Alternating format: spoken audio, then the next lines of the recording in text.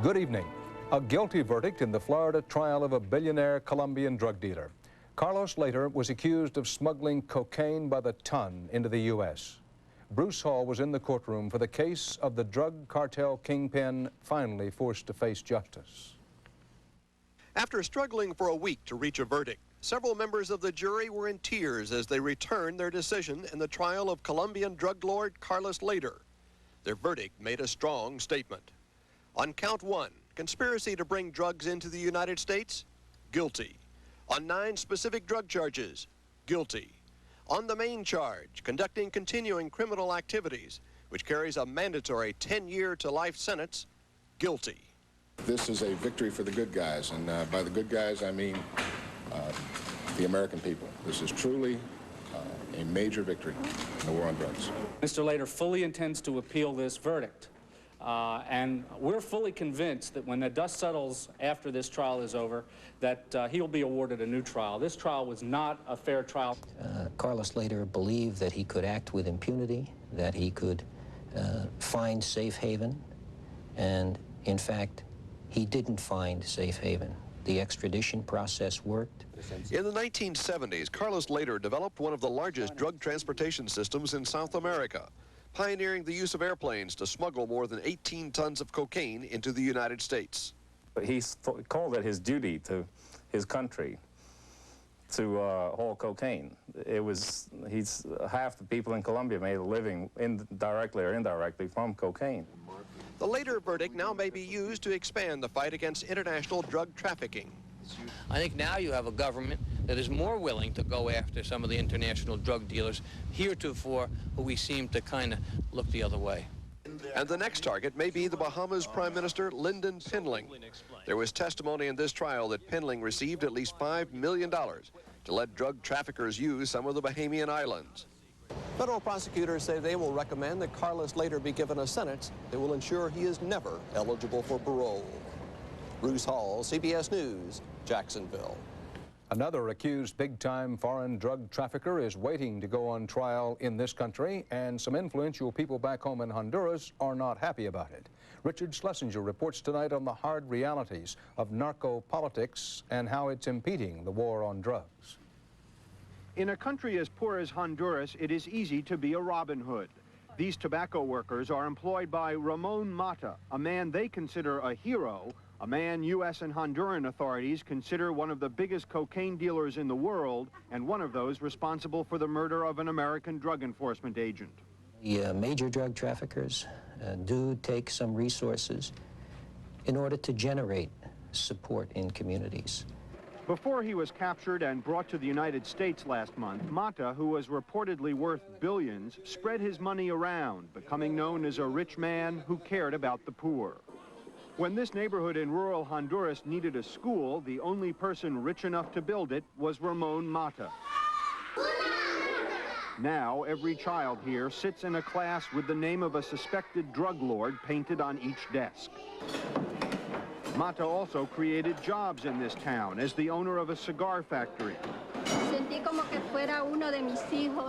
Amparo Gallo, who rolls cigars at Mata's factory, says, "I felt like he was one of my children." Even the factory's union leader says Mata gives toys to children and gifts on Mother's Day.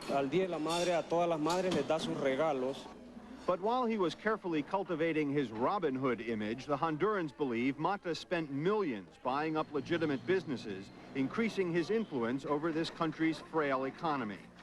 Sources here say Mata had become so powerful he already controlled several national legislators and was in a position to influence the upcoming elections.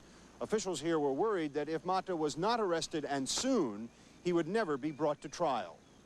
The country's military leader even came to consider Mata a threat to national security. With the social platform he was developing, plus his money, I think he could soon even get to be president of Honduras. Mata's popularity was so great that when he was arrested, there were violent demonstrations and the U.S. Embassy was attacked. In Washington, Mata's capture is considered a victory in the war on drugs. But in rural Honduras, Mata is still winning another war for the hearts and minds of the people. Richard Schlesinger, CBS News, Danlí, Honduras. In Washington, bold move in court today by prosecutors in the criminal case of Oliver North, John Poindexter and Company. A move to use some of the testimony North and others gave to Congress at their trial. Rita Braver reports on what's going on here. When Oliver North testified before Congress on the Iran-Contra affair, he tried to take the Fifth Amendment. I respectfully decline to answer the question based on my constitutional Fifth Amendment rights. But Congress granted him immunity and ordered him to talk. You may not refuse to provide any evidence to these committees on the basis of your privilege against self-incrimination. Traditionally, that means anything a witness says under oath cannot be used against him in a legal case. But today, in a surprising maneuver, independent counsel Lawrence Walsh told a federal court that he wants to use major portions of North's testimony against North during his trial. 198 statements. For example, North's admission that he altered National Security Council documents at the request of former National Security Advisor Robert McFarlane. I had created them, and I was now changing them, in consonance with what I believed he wanted on the documents to begin with. And the independent counsel wants to use former National Security Advisor John Poindexter's testimony that he destroyed the first presidential finding authorizing the sale of arms to Iran. Because I thought it was a significant political embarrassment to the president, and I wanted to protect him from possible disclosure of this. Walsh also wants to use statements made by money man Albert Hakim when he testified under an immunity grant. Walsh is taking the position that the only protected answers are those directly responding to a specific question. Asides or elaborations are not immune. One expert says that view would intimidate all future immunized witnesses. They may be afraid to testify freely and openly, and in the most expansive way that they can. Walsh does point out that his case can go forward without use of the testimony, which suggests that it all may be a game of lawyers' poker, Dan. Well, Rita, what about Walsh's statement that he's never seen any of the congressional testimony? Well, in fact, Walsh still has not seen or heard the testimony. This filing was made in his name by a special lawyer he hired just to handle the immunity issue. What's going on here may be a clever attempt to counter the defendant's claims that the case should be dismissed because in subtle ways it does rely on immunized testimony, Dan. Thanks, Rita Braver.